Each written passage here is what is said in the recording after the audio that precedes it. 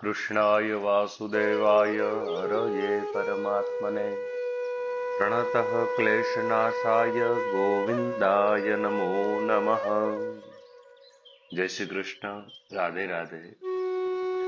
પૂજ્ય વ્યાસ નારાયણના ચરણોમાં કોટિસઃ દંડવત પ્રણામ, ગૌ માતાના ચરણોમાં કોટિસઃ પ્રણામ। આપણે વાત કરી રહ્યા હતા ભાગવતજીના મંગલાચરણનું, જે 3 મંગલાચરણો છે ભાગવતજીની અંદર, કે પ્રથમ સ્કંદમાં, દ્વિતીય સ્કંદમાં અને અંતે દ્વાદશ સ્કંદની અંદર, એટલે કે 12મા સ્કંદની અંદર।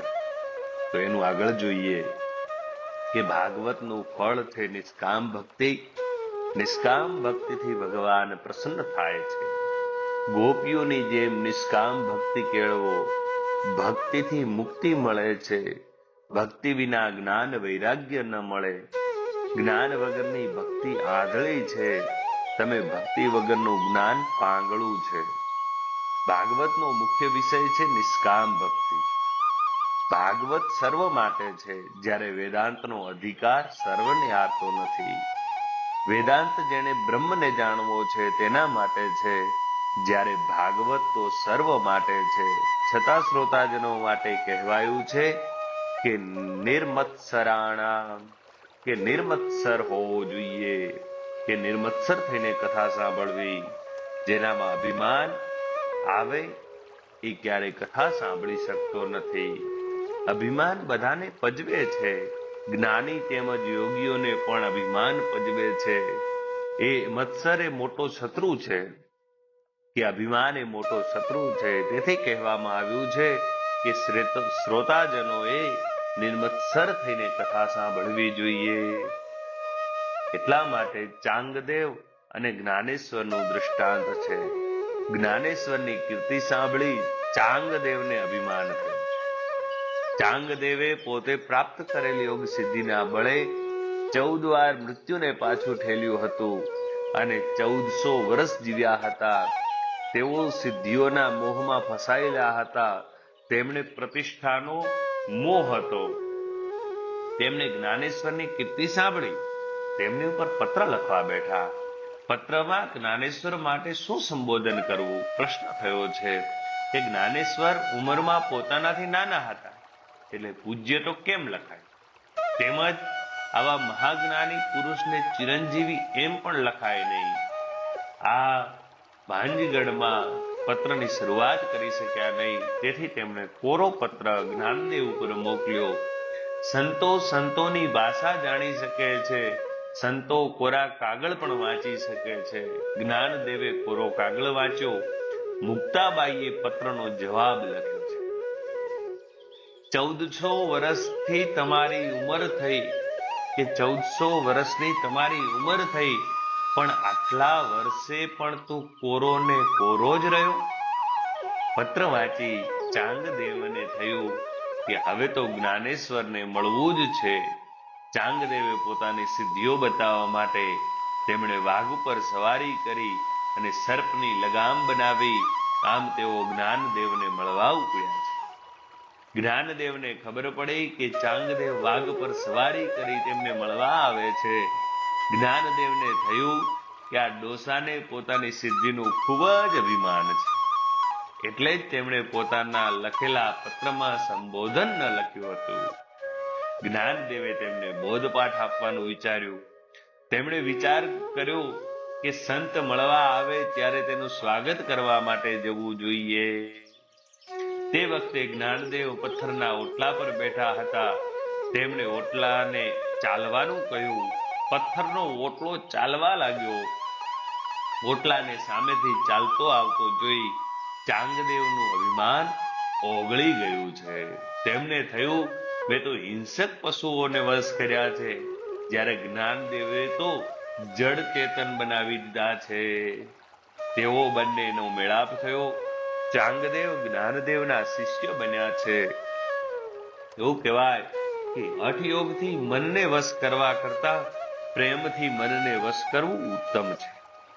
ચાંગદેવ હઠયોગી હતા, એટલે તેઓ જ્ઞાનદેવની ઈર્ષા કરતા હતા। પરંતુ ભક્તિથી હૃદય પીગળે છે અને વિશાળ થાય છે। મનમાં મત્સરને રાખશો નહીં. મત્સર કરનારો આ લોક અને પરલોક બંને બગડે છે. મનમાંથી ઈર્ષા છે એ કાઢશો તો મનમોહન સ્વરૂપના મનમાં દર્શન થશે. કથાને સાંભળી એને જીવનમાં ઉતારનાર ઘણા ઓછા છે. તમે કથાને સાંભળો અને જીવનમાં પણ ઉતારો. ભાગવતની કથા સાંભળનાર જરૂર નિષ્કામ અને નિર્મત્સર બને છે. મનુષ્ય જ્યાં સુધી નિર્મત્સર બનતો નથી ત્યાં સુધી તેનો ઉદ્ધાર થતો નથી.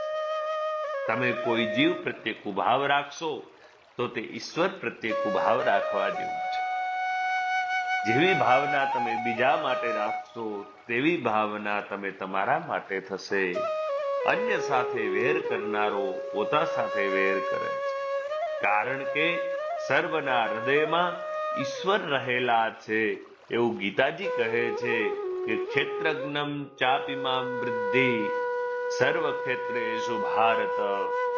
આ કથા એવી મધુર છે કે જે સાંભળે છે એના પાપ બળે છે, એના હૃદયમાં ભગવાનનો પ્રવેશ થાય છે. કથાના સિદ્ધાંત યાદ રાખી જીવનમાં જે ઉતારશે, સતત ભક્તિ કરશે તે તરી જશે. જાણવું બહુ કઠિન નથી, પણ તેને જીવનમાં ઉતારવું ને એ ઘણું કઠિન છે. કથા કરનાર, કથા કરાવનાર, કથા સાંભળનાર ઘણા છે, પણ કથાના એક એક સિદ્ધાંત, એક એક કથા, એક એક વાર્તા જીવનમાં ઉતારી સતત ભક્તિ કરનારા બહુ ઓછા છે. એટલા માટે આપ સૌ યુટ્યુબના માધ્યમથી જે સાંભળી રહ્યા છો એમાં કઈક કથા એવી જ છે. એક એક અધ્યાય, એક એક વાર્તા, એક એક કથા જે પણ થઈ છે એને સંદર્ભીને કથા આયોજિત છે. એટલે આ જે મનોરથી પરિવાર છે, ભગવાન એનું સદૈવ કલ્યાણ કરે. આવો એકલા શુશ્રૂષુભી નહીં પણ કૃતિભી બનો. કેટલાક એવું માને છે કે વ્યવહારમાં તો થોડું જૂઠું બોલવું પડે, પરંતુ આ સાવ ખોટી વાત છે. વ્યવહાર શુદ્ધ રાખો. ભક્તિપૂર્વક ભાગવતની કથા સાંભળનારો નિષ્કામ અને નિર્મત્સર બને છે.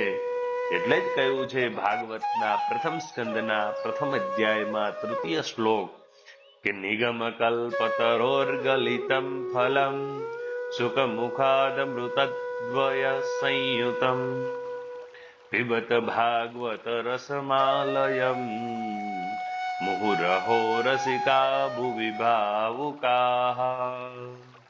આ ભાગવત એ વેદોરૂપી કલ્પવૃક્ષનું દિવ્ય રસાત્મક ફળ છે. ભક્તિ પ્રેમમાં મનને તરબોળ રાખો. ભક્તિમાં સંતોષ ન રાખો. ભોગની સમાપ્તિ કરો પણ ભક્તિની સમાપ્તિ ન કરો.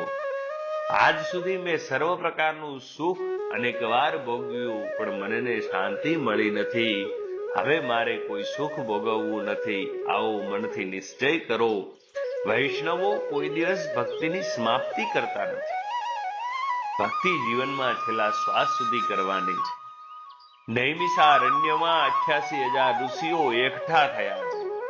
ત્યાં સૂતજી પણ પધાર્યા છે. સૌનકજીએ સૂતજીને પ્રશ્ન કર્યો કે જીવ માત્રનું કલ્યાણ સાથી થાય છે તે કહો. મનુષ્ય માત્રનું કલ્યાણ થાય તેવો કોઈ ઉપાય બતાવો. આ કલયુગમાં શક્તિહીન માણસો પણ કરી શકે એવો કોઈ સરળ સાધન બતાવો. આ કલયુગના માણસો મનબુદ્ધિ વાળા અને મંદ શક્તિ વાળા છે, તેથી સાધન કઠણ થશે તો કરશે નહીં. કળિયુગના મનુષ્યો એવા ભોગી છે કે એક આસને બેસી 8 કલાક ધ્યાન કરી શકશે નહીં.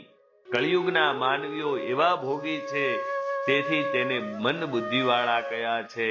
તેઓ પોતાને ચતુર સમજે છે, પણ વ્યાસજી કહે છે કે સંસારના વિષયો પાછળ પડનારો વળી ચતુર શાનો?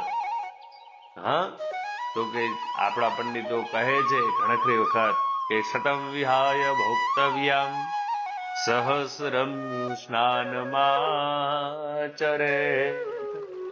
લક્ષ્યમ વિહાય દાતવ્યમ કોટિમ ત્યક્તવા હરિમ ભજે.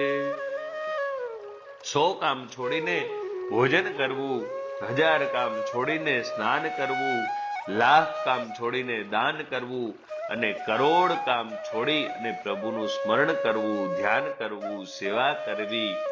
ભાગવતમાં ઘરના કાર્યો કરવાની ના પાડી નથી, પણ પહેલા પ્રભુના નામનો જપ કરો, માળા કરો, પછી કાર્ય કરો. કરોડ કામ છોડીને પહેલું ભાગવતનું સ્મરણ કરવું. કલયુગના મનુષ્યો જે કરવાનું છે તે કરતા નથી અને જે ન કરવાનું કહ્યું છે તે પહેલા કરે છે. એટલે જ વ્યાસજીએ કલયુગના મનુષ્યોને મંદબુદ્ધિવાળા કહ્યા છે. સૌનકજી સૂતજીને કહે છે, આપ અમને વિસ્તારપૂર્વક કૃષ્ણ કથા સંભળાવો. કૃષ્ણ કથામાં તૃપ્તિ થતી નથી, તમે દર્શનમાં પણ તૃપ્તિ થતી નથી. તેમ અમને દર્શનમાં પણ તૃપ્તિ થતી નથી. બેટ દ્વારિકાના શ્રી કૃષ્ણનું સ્વરૂપ દિવ્ય છે. શ્રીનાથજીનું સ્વરૂપ મનોહર છે. દર્શન કરતા તૃપ્તિ થતી નથી. ભગવાનની મંગલમય અવતાર કથાઓનું વર્ણન કરો. ભગવાનની લીલાનું વર્ણન સાંભળતા અમને તૃપ્તિ થતી નથી. કળિયુગમાં અધર્મ વધે છે ત્યારે ધર્મ કોને શરણે જાય છે? પ્રથમ સ્કંદમાં પ્રશ્ન અધ્યાય છે કે સમુદ્રને પાર કરવાની ઈચ્છા રાખનાર ને જેમ કર્ણધાર મળી જાય છે તેમ આપ અમને મળ્યા છો. હે પ્રભુ, એવી પ્રેમથી અમને કથા કહો જેથી અમારા હૃદય પીગળે.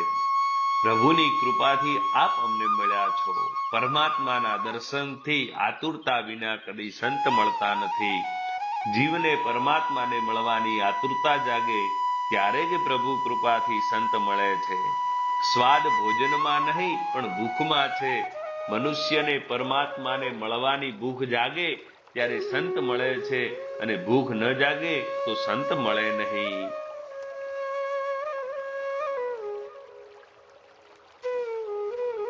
તો પણ તેમાં તમે સદભાવ થતો નથી, તેને સંત દેખાતા નથી. ભગવત દર્શનની ઈચ્છા ન જાગે તો ભગવાન દેખાતા નથી. રાવણ અને દુર્યોધન ને પણ ભગવત દર્શનની ભૂખ જાગી નથી, એટલે તેમને સામે ભગવાન હોવા છતાં તે ભગવાનના દર્શનનો લાભ લઈ શક્યા નહીં. એટલા માટે અહીંયા કીધું કે વક્તાઓનો અધિકાર સિદ્ધ થવો જોઈએ, તે પ્રમાણે શ્રોતાઓનો અધિકાર પણ સિદ્ધ થવો જોઈએ. શ્રવણના 3 પ્રધાન અંગો છે. એક શ્રદ્ધા, બીજો જિજ્ઞાસુ અને ત્રીજો છે નિર્મત્સરતા. શ્રોતાઓ એકાગ્રતાથી, શ્રદ્ધાથી કથા સાંભળવી જોઈએ. શ્રોતામાં જિજ્ઞાસા હોવી જોઈએ. જિજ્ઞાસા વગર કથા સાંભળવાનો કોઈ લાભ નથી. જિજ્ઞાસા વગર કથાની અસર મન ઉપર સહેજ પણ થવાની નથી. પણ શ્રોતામાં જિજ્ઞાસા પણ હોવું અત્યંત આવશ્યક. ઉપરાંત શ્રોતામાં નિર્મત્સર પણ હોવું જરૂરી છે. તેને જગતમાં કોઈ પણ જીવ પ્રત્યે મનમાં મત્સર ભાવ ન હોવો જોઈએ. કથામાં જાઓ ત્યારે એવી ભાવના કરો કે મને ભગવાનને મળવાની તીવ્ર આતુરતા છે. જો તો જરૂર તમને ભગવાન શ્રી કૃષ્ણના દર્શન થશે. કથામાં દીન થઈને જવું. કે પ્રથમ સ્કંદમાં શિષ્યોનો અધિકાર માટે બતાવવામાં આવેલું એક મુખ્ય દ્રષ્ટાંત છે કે વક્તા અને શ્રોતાનું દ્રષ્ટાંત. એક મહાત્મા રામાયણની કથા કરતા હતા. કથા પૂરી થઈ ત્યારે એક જણે મહાત્મા પાસે આવીને પૂછ્યું કે હે બાપજી, આપે કથા કરી, તેમાં એક પ્રશ્ન મને સતત મૂંઝવે છે કે આ કથામાં રાવણ રાક્ષસ હતો કે રામ રાક્ષસ હતા? મહાત્માએ કહ્યું, ના રાવણ રાક્ષસ હતો કે ના રામ રાક્ષસ હતા. રાક્ષસ તો હું જ છું કે તેને એ સમજાવી શક્યો નહીં કે આ વાત રામાયણની કથાથી હું તને ન સમજાવી શક્યો, એટલા માટે રામ રાક્ષસ નતા અને રાવણ પણ રાક્ષસ નતા, હું જ રાક્ષસ છું. પરમાત્માની કથા વારંવાર સાંભળો તો જ પ્રભુ પ્રત્યે પ્રેમ જાગશે. જૌનક મુનિ સૂતજીને કહે છે, ભાગવત કથામાં અમને અપાર શ્રદ્ધા છે. તમારા પ્રત્યે અમને ખૂબ જ આદર છે. અનેક જન્મોના પુણ્યનો ઉદય થાય ત્યારે જ અધિકારીને વક્તાના મુખેથી કથા સાંભળવા મળે છે. શ્રોતામાં વિનય હોવો જોઈએ. તેમ વક્તામાં પણ વિનય હોવો જોઈએ. સૂતજી વિનય દાખવે છે. સૂતજીએ શ્રોતાઓને ધન્યવાદ આપ્યા છે. સૂતજી કહે છે, કથા સાંભળીને તમારે જે કરવું હોય તેમ કરો, પણ તમે શાંતિથી શ્રવણ કરો તે જરૂરી છે. શ્રવણ પહેલી ભક્તિ છે. રૂકમણીજીએ પોતાના પત્રમાં શ્રી કૃષ્ણને લખ્યું છે કે તમારી કથા સાંભળ્યા પછી તમને પરણવાની ઈચ્છા થઈ છે, તેથી શ્રુત્વા શબ્દ વાપર્યો છે. ભગવાનના ગુણો સાંભળીને ભગવાન પ્રત્યે પ્રેમ ઉત્પન્ન થાય છે. સૂતજી કહે છે કે તમે સૌ જ્ઞાની છો, પ્રભુ પ્રેમમાં પાગલ છો, પરંતુ મારું કલ્યાણ કરવા માટે તમે પ્રશ્નો કર્યો છે. કથા કરીને હું મારી વાણીને પવિત્ર કરીશ. પ્રારંભમાં સૂતજી સુખદેવજીને વંદન કરે છે, પછી ભગવાન નારાયણને, કારણ કે નારાયણ ભારતના મુખ્ય દેવ છે. નારાયણમ નમસ્કૃત્યમ. શ્રી કૃષ્ણ ગોલોકમાં પધાર્યા છે. સર્વ અવતારોની પૂર્ણાહુતિ થઈ છે, પરંતુ આ નારાયણની સમાપ્તિ થઈ નથી અને થવાની નથી. તે પ્રજાનું કલ્યાણ કરવા માટે આજે પણ તપશ્ચર્યા કરે છે. એટલા માટે તો શંકરાચાર્યજી અને નરનારાયણનું દ્રષ્ટાંત છે. કે શ્રી શંકરાચાર્યજીએ નરનારાયણના દર્શન કર્યા પછી ભગવાનને વિનંતી કરી કે હે ભગવાન, હું મહાન યોગી છું, તેથી આપના દર્શન કરી શક્યો, પણ આ કળિયુગના ભોગી માણસો આપના દર્શન કરી શકે તેવી કૃપા કરો. ભગવાને પ્રસન્ન થઈને કહ્યું, બદ્રીનારાયણના નારદ કુંડમાં સ્નાન કરો અને ત્યાંથી મારી જે મૂર્તિ મળે તેનું સ્થાપન કરો. અને બદ્રીનારાયણ ભગવાનની સ્થાપના શંકરાચાર્યજીએ કરી. મનથી બદ્રીનારાયણને પ્રણામ કરો. બોલીએ જય બદ્રીનાથ ભગવાન કી જય. જે જાય બદ્રી તેની જાય કાયા સુધરી. બદ્રીનારાયણનું સ્વરૂપ ખૂબ દિવ્ય છે, જેનું સ્થાપન શંકરાચાર્યએ કરેલું છે. જમણા સાથળનોમાં ડાબો પગ અને ડાબા સાથળમાં જમણો પગ છે. તેઓ પદ્માસનની સ્થિતિમાં બિરાજમાન છે. બદ્રીનારાયણ તો રાજાધિરાજ છે, પણ સેવા તપસ્વી જેવી છે. લોકો બદ્રીનારાયણના દર્શને જાય ત્યાં નારદ કુંડમાં ગરમ જળમાં સ્નાન કરે છે, પણ ઠાકોરજી માટે અતિ ઠંડુ જળ લાવે છે. ઠંડા જળથી ઠાકોરજીનો અભિષેક થાય છે. સતત ઠંડીમાં પણ ઠાકોરજીને ચંદનથી પૂજા કરવામાં આવે છે. બદ્રીનારાયણમાં નારાયણ સેવા પછી લક્ષ્મીજીની સેવા. બદ્રીનારાયણમાં વિષમતા છે. મંદિરમાં લક્ષ્મી અને નારાયણ સાથે બિરાજમાન હોય છે. ત્યાં લક્ષ્મીજીની મૂર્તિ મંદિરની બહાર છે. તપશ્ચર્યામાં સ્ત્રીનો, દ્રવ્યનો, બાળકનો સંગ બાધક છે. નારાયણે લક્ષ્મીજીને બહાર બેસીને ધ્યાન કરવાનું કહ્યું છે કે હું અંદર બેસીને ધ્યાન કરું છું, તમે બહાર બેસીને ધ્યાન કરો. જગતને પ્રભુએ આદર્શ બતાવ્યો છે. સુંદર હીરો પણ ધૂળમાં પડે તો સંગને કારણે મલિન થઈ જાય છે, તો માયાનો સંગ ગમે તેવો તપસ્વીને પણ મલિન કરે છે. માટે માયાથી દૂર રહો. ભારત ખંડના માલિક દેવ શ્રી નારાયણ ભગવાન કૃપા કરે અને તમને બોલાવે ત્યારે પ્રત્યક્ષ દર્શન કરજો. આજે તો અહીં બેઠેલા લોકો મનથી નારાયણના દર્શન કરે. તમે પ્રેમથી સ્મરણ કરો કે ચતુર્ભુજ નારાયણ પદ્માસનમાં બિરાજ્યા છે. મનથી કોઈ પાપ થાય તો તેની સજા પણ થાય.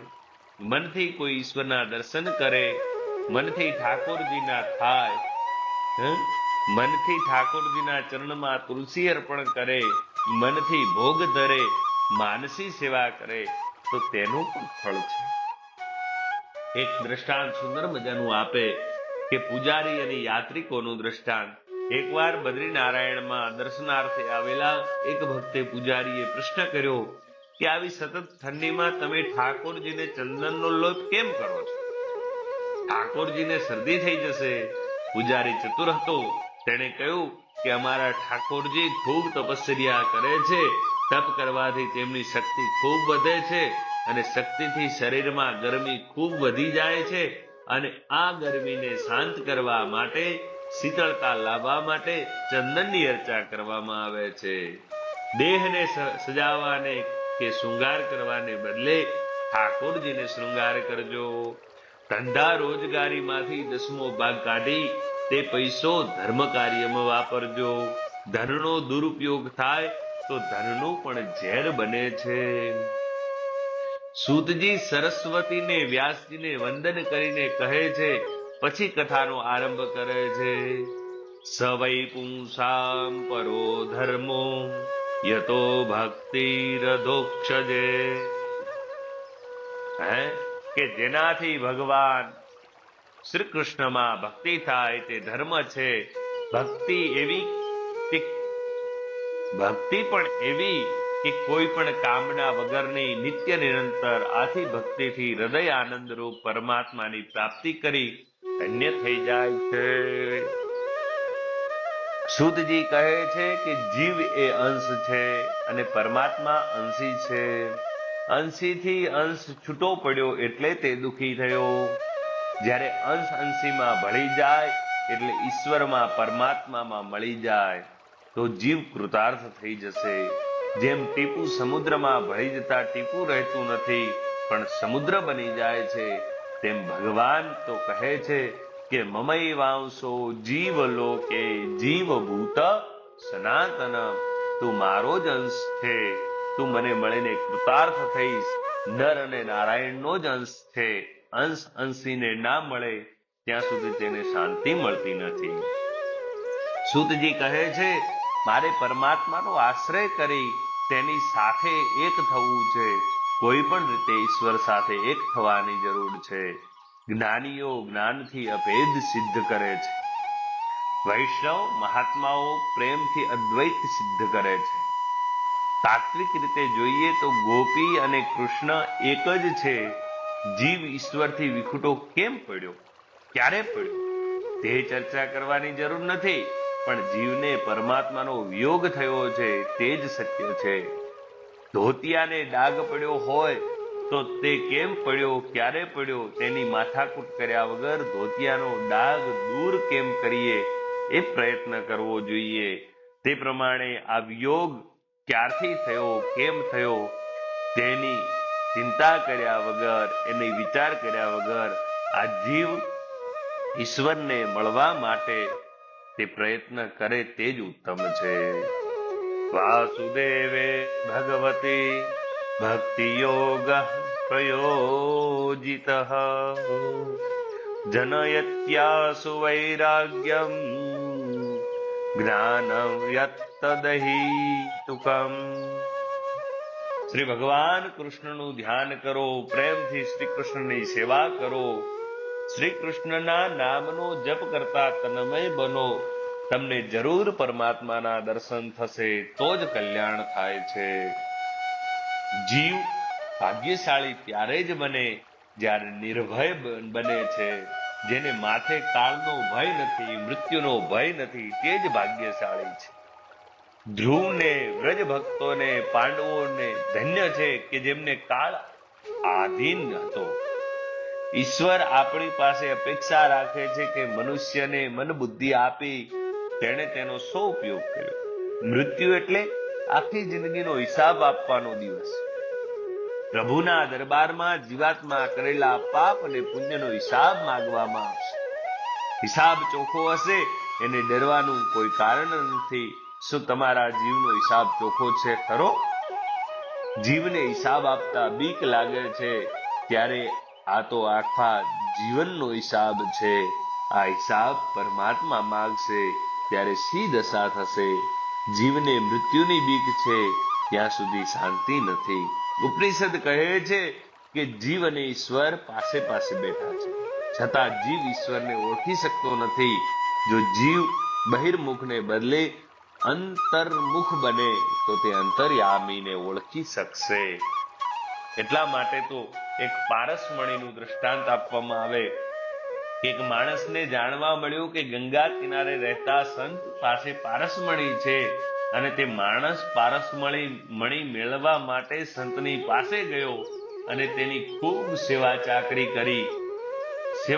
કરવા લાગ્યો. તેને લાગ્યું કે જરૂર સંત મારી સેવા ચાકરીથી ખુશ થઈ મને પારસમણી આપશે. તે પારસમણી મળતા જ મારો બેડો પાર થઈ જશે.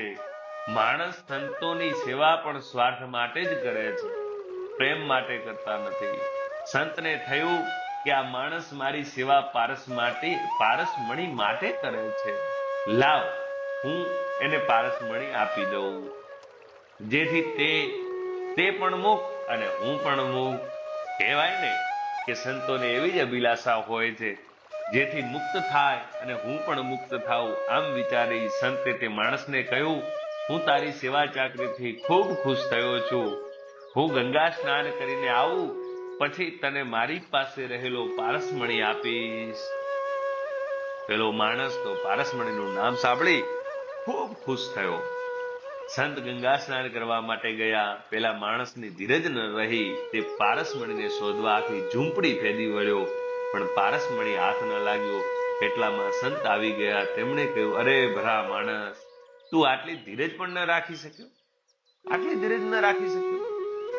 પારસમણી મેં એક દાબડીમાં મૂકી રાખ્યો છે. આમ કહી સંતે ખૂણામાંથી એક લોખંડની દાબડી ઉતારી. પેલા માણસને શંકા થઈ કે શું આ પારસમણી સાચો હશે કે સંત મારી મસ્કરી કરે છે. તેને પોતાના મનનું સમાધાન કરવા સંતને પૂછ્યું, આ લોખંડની દાબડીમાં પારસમણી હોવા છતાં તે લોખંડની દાબડી સોનાની કેમ ન થઈ? સંતે તેને સમજાવ્યું, આ પારસમણી એક ચિથરામાં બાંધેલો છે. કપડાના આવરણને લીધે પારસમણી લોખંડનો સ્પર્શ થઈ શકતો નથી, એટલે દાબડી સોનાની ક્યાંથી થાય? લોખંડ અને પારસમણી વચ્ચે ચિથરાનું આવરણ છે, તો તે લોખંડ સુવર્ણ થવા દેતું નથી. તે જ રીતે જીવ અને ઈશ્વર બંનેના હૃદયમાં છે, પણ વાસનાના આવરણને લીધે તેમનું મિલન થતું નથી. જીવ ઈશ્વરને ઓળખી શકતો નથી, તેમની મુલાકાત થતી નથી. જીવાત્મા એ દાબડી છે, જ્યારે પરમાત્મા એ પારસમણી છે. પણ વચમાં અહંકાર, લોભ, ક્રોધ, મમતા, વાસનાઓ, આ બધા આવરણો છે. આ બધા આવરણો દૂર થતા નથી. સાધકને સાધના કરતા સિદ્ધિ ન મળે તો તે સાધના પ્રત્યેનો ઉપેક્ષા જાગે છે. જીવ એ સાધક છે, સેવા પૂજા તે સાધન છે. શ્રી કૃષ્ણ એ સાધ્ય છે. વિષ્ણુ ભગવાનની ભક્તિ કરવી એ પુરુષનો પરમ ધર્મ છે. ભગવાનને ભક્તિ માર્ગ તદ્દન સહેલો લાગે છે. સવારમાં એકવાર ભગવાનની સેવા પૂજા કરી એટલે બધું પત્યું. પછી આખો દિવસ ઈશ્વરને યાદ કરતો નથી, આખો દિવસ ભગવાનને ભૂલી જાય છે. આ ભક્તિ નથી. 24 કલાક સતત ઈશ્વરનું સ્મરણ રહે તે જ ભક્તિ છે. હૃદયની દરેક ધડકન પ્રભુ સાથે નામ ખરી ભક્તિ છે. ભક્તિ હૃદયને કહે છે, જોજે ચૂકીશમાં ક્યાંક પ્રભુનું નામ લેવાનું, કારણ કે મનુષ્ય જીવન મળ્યું છે, તેમાં છેવટનું એક જ રહ્યું છે, આખરી પરિણામ લેવાનું. કે ભક્તિમાં આનંદ છે, પણ મનુષ્ય શરીરથી ભક્તિ કરે છે, મનથી ભક્તિ કરતો નથી. મનુષ્ય વાણીથી ભગવાનના નામનો ઉચ્ચાર કરે છે, પણ ભગવાનનું સ્મરણ ન કરે તો એ ભક્તિ કઈ અર્થ નથી. શરીર ઠાકોરજીની સેવા કરતું હોય, પણ મન સંસારના વિષયોમાં ભટકતું ફરે તો તે સેવા ભક્તિમાં કોઈ આનંદ આવશે નહીં. શરીરથી ભક્તિ કરો ત્યારે આંખ શ્રી કૃષ્ણમાં રાખો, મન પણ શ્રી કૃષ્ણમાં પરોવી રાખજો. સર્વ અંગને ભક્તિ રસનું દાન કરી શ્રી કૃષ્ણ કીર્તન કરજો. શરીરથી સેવા અને વાણીથી કીર્તન કરો, મનને શ્રી કૃષ્ણમાં પરોવી રાખો તો શ્રી કૃષ્ણ જરૂર તમારા હૃદયમાં જાગશે. એટલે જ આપણે કહીએ છીએ, ગતમ પાપમ ગતમ દુઃખમ ગતમ દારિદ્ર્યમેવ ચ આગતા સુખ સંપત્તિ પુણ્યોહમ તવ દર્શના. હે કે સર્વે સામ વિરોધેન બ્રહ્મ કર્મ સમારભે. સેવા કરવા બેસો ત્યારે એવી ભાવના કરો કે સેવા કરવામાં ઈશ્વરના દર્શન ન થાય તો એ આપણો જ દોષ છે. સેવા કરનારે સેવા કર્યા બાદ મારું દુઃખ ગયું, મારું પાપ ગયું, મારું દારિદ્ર્ય ગયું, હું કૃતાર્થ થયો છું, એવી ભાવના થવી જોઈએ. જો આવી ભાવના ન થાય તો સેવા પૂજામાં આનંદ મળતો નથી. સંસારના વિષયોને મનમાંથી જ્યાં સુધી નહીં હટાવો ત્યાં સુધી સેવામાં આનંદ આવશે નહીં. સેવા એ ક્રિયામાં નથી તો એ ભાવના છે. જ્યારે સંસારમાં વિષયો સાથેનો પ્રેમ ઓછો થશે ત્યારે જ પરમાત્માની સેવા થઈ શકશે. પરમાત્મા સાથે પ્રેમ કેળવવો હશે તો વિષયો સાથેનો પ્રેમ છોડવો જ પડશે. કારણ કે પ્રેમ ગલી અતિ સાંકળી તામે દૌન સમાહી. હા, કે પ્રેમની ગલી એટલી બધી સાંકળી છે કે એની અંદર બે જણા સમાઈ શકતા નથી. ત્યાં બેનો સમાવેશ નથી, બેનો મેળ નથી. જગતનો સંબંધ મનથી ન છૂટે ત્યાં સુધી બ્રહ્મ સાથે સંબંધ થતો નથી. એટલે ધીરે ધીરે સંસારના વિષયોનો મોહ છોડી દેજો. સંસારને છોડવાની જરૂર નથી. જ્યાં સુધી મોહની ગાંઠ છૂટતી નથી ત્યાં સુધી ઈશ્વરની સેવામાં મેરો આનંદ આવતો નથી. એટલા માટે ચૌબાજીનું એક મસ્ત સુંદર મજાનું દ્રષ્ટાંત છે. એકવાર ચૌબાજી મથુરાથી ગોકુળ જવા નીકળ્યા. યમુનાજીમાં હોળી વાટે જવાનું હતું. ચૌબાજી ભાગના નશામાં ચકચૂર હતા. તેઓ હોડીમાં બેઠા અને હલેશા મારવા લાગ્યા. બાહુબળ પણ પૂર્ણ વિશ્વાસ. તેઓ બોલવા લાગ્યા, નાવ અભી પહોંચ જાયેગી, અભી ગોકુળ આયેગા. ચૌબાજીએ આખી રાત નાવ ચલાવી. સવાર થયું, ચૌબાજીએ જોયું તો આ મથુરા જેવું કયું ગામ આવ્યું. કોઈને પૂછ્યું, ભાઈ આ કયું ગામ છે? તો જવાબ મળ્યો, આ તો મથુરા છે. એ જ વિશ્રામ ઘાટ, એને એ જ મથુરા. નશત ઉતરતાની સાથે પોતાની ભૂલ સમજાઈ. ચૌબાજીએ પોતાની મૂર્ખતા ઉપર હસવું આવી ગયું. તેમણે આખી રાત હલેસા મારીને નાવ ખૂબ ચલાવી, પણ નાવની દોરી ઘાટે બાંધેલી હતી. એ નશાની હાલતમાં દોરી તો છોડી નહીં. તો આખી રાત નાવ ચલાવી પણ હતા ત્યાં ને ત્યાં. આપણું પણ કંઈક જીવન આવું જ છે. હસો નહીં, તમને હસવા માટે કહેતો નથી. આ કથા ચૌબાજીની નહીં પણ આપણા બધાની હશે. દરેકને ઇન્દ્રિય સુખનો નશો ચડેલો છે. એક એક ઇન્દ્રિય સુખ ભોગવવાનો જીવને નશો ચડ્યો છે. જીવને સ્પર્શ સુખ ભોગવવાનો, ઇન્દ્રિય સુખ ભોગવવાનો નશો ચડ્યો છે. ધનના નશામાં માણસ મંદિરમાં જાય છે અને ભગવાન આગળ પૈસા નાખે તેનાથી પૂજારી રાજી થશે, પણ ભગવાન નહીં. ભગવાનને તમારા પૈસાથી કોઈ મતલબ નથી. ધનના નશામાં માણસ ઠાકોરજીના સ્વરૂપનું મનથી ચિંતન કરતો નથી. તેથી ભગવાનના દર્શનમાં આનંદ આવતો નથી. દુનિયામાં વિષયો સુંદર નથી, સુંદર એક પરમાત્મા છે. આ વાસના રૂપી દોરીની વિષયોમાંથી બંધાયેલી ઇન્દ્રિયોને છોડવાની જરૂર છે. નહીતર ચૌબાજીની જેમ જ્યાં હતા ત્યાંના ત્યાં જ રહેશો, ક્યાંક આગળ વધી શકશો નહીં. વાસના રૂપી દોરીથી જીવને ગાંઠ આ સંસાર સાથે બંધાયેલી છે. આ ગાંઠને છોડવાની છે. હૃદયમાં જ્યારે કોઈ પણ વાસના રહેશે નહીં ત્યારે ભક્તિમાં આનંદ આવશે. વૈરાગ્ય વગરની ભક્તિ રડે છે. ભોગ વગરની ભક્તિ કે ભોગ સાથેની ભક્તિ બાધક છે. સંયમ અને સદાચારને વધારશો તો ભક્તિમાં આનંદ આવશે. સુખી થવું હોય તો સંસારમાં વિષયો સાથે ખૂબ પ્રેમ ન કરો. ઘરમાં જ વૈરાગ્યને કેળવો. વૈરાગ્ય વગર જ્ઞાન અને ભક્તિ શોભા નથી. જ્ઞાન અને વૈરાગ્ય સાથે સાથે ભક્તિ વધે તો પરમાત્માનો સાક્ષાત્કાર થાય છે. જ્ઞાન માર્ગમાં ઇન્દ્રિયોનો નિરોધ કરવાનો હોય છે. ભક્તિ માર્ગમાં ઇન્દ્રિયોને પ્રભુમાં માર્ગે વાળવાની હોય છે. સુગંધની ઈચ્છા થાય તો ફૂલ ઠાકોરજીને અર્પણ કરી પછી તેની સુવાસ લો. ખાવાની ઈચ્છા થાય તો ભોજન ઠાકોરજીને અર્પણ કરો, પછી જમો. બ્રહ્મ સંબંધને સતત ટકાવવાની જીવાત્મા કલ્યાણ થાય છે. વેદો પણ તે વાસુદેવ ભગવાનનું વર્ણન છે.